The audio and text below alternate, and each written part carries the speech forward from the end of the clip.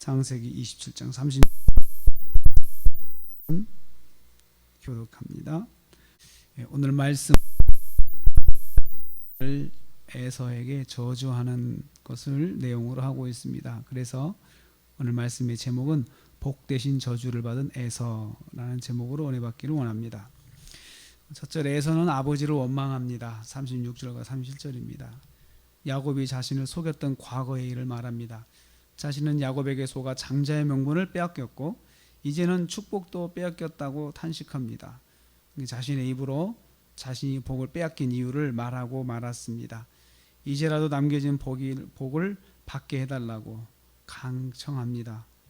30절 말씀 보면요, 이에 대해 이삭은 빌 복은 이미 다 주었기 때문에 에서에게 줄 복이 없다고 말합니다. 참 나눠라도 줄 수 있을 거 아닐까요? 있지 않을까요? 그런데 장자의 축복은 말로라도 나눌 수 없는 고유의 축복이었습니다. 그래서 이삭의 안타까움은 커졌습니다. 더 강해져만 갔습니다. 나눌 수 없는 당사자 고유의 것입니다. 그래서 말로라도 나눠줄 수가 없습니다. 그냥 말로라도 자식에게 마음을 이렇게라도 할 수 있을 것 같은데 이삭이 절대 그렇게 못합니다. 왜냐하면 장자권은 나눌 수 없는 복이기 때문에 그렇습니다. 두 번째 부립니다. 38절입니다. 에서는 하나뿐입니까? 그러나 그 복은 하나뿐이었습니다. 장자권의 복은 말로라도 나눌 수 없는 고유한 것이었습니다. 그래서 말로라도 나눌 수 없었습니다. 이 사실을 에서는 몰랐습니다. 그래서 생떼를 부리는 것입니다. 리브가와 야곱은 이 사실을 알았기 때문에 장자권의 복을 가로챌 수밖에 없었던 것입니다. 만약에 나눌 수 있었다면 리브가와 야곱이 복 앞에서 우리 반씩 나눠주세요 이렇게 할 수 있을 것입니다. 그런데 그렇게 할 수 없는 것을 알고 있기 때문에 빼앗아서라도 가져야겠다 생각을 한 거죠. 지나간 복은 늦게라도 받을 수 없습니다. 복은 지나가면 끝입니다. 그래서 복 받을 때에 복을 받아야 되는 것입니다. 받습니다. 39절과 40절입니다. 땅에 하늘의 이슬에서 멀고 칼로 살고 아우를 섬기고, 참 이게 축복이 아니죠.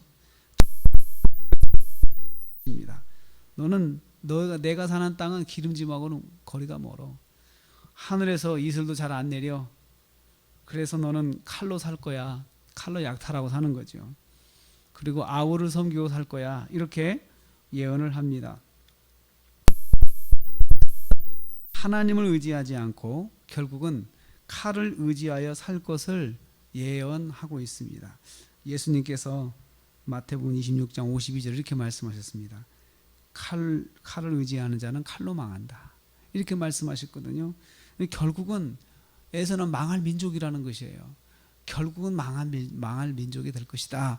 이렇게 말씀을 한 거예요. 참 자식에게 할 수 없는 말이지만 왜 이렇게 할 수밖에 없었을까요? 이 축복은, 이 예언은 하나님의 말씀이기 때문에 그렇습니다. 이삭이 대언을 하는 거죠. 하나님의 말씀으로 대언하는 거기 때문에 자기 마음대로 바꿀 수가 없는 것입니다. 에서는 척박한 환경에서 하나님을 의지하지 않고 칼을 의지하고 살 것을 예언받았습니다. 하나님의 뜻을 전달하는 것이었습니다.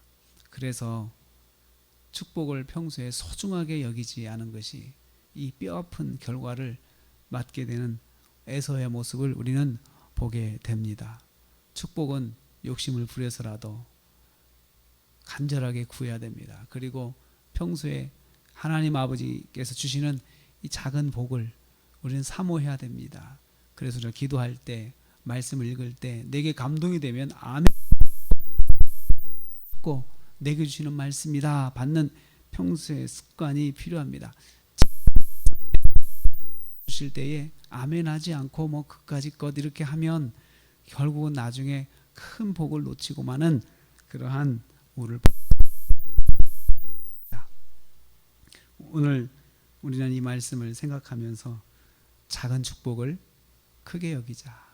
평소의 복을 아멘하고 사모하는 그런 습관을 가져야겠다라는 생각이 여기서 듭니다. 그래서 오늘 말씀 기도하면서 하나님 작은 복을 아멘으로 받는 믿음을 허락하여 주옵소서.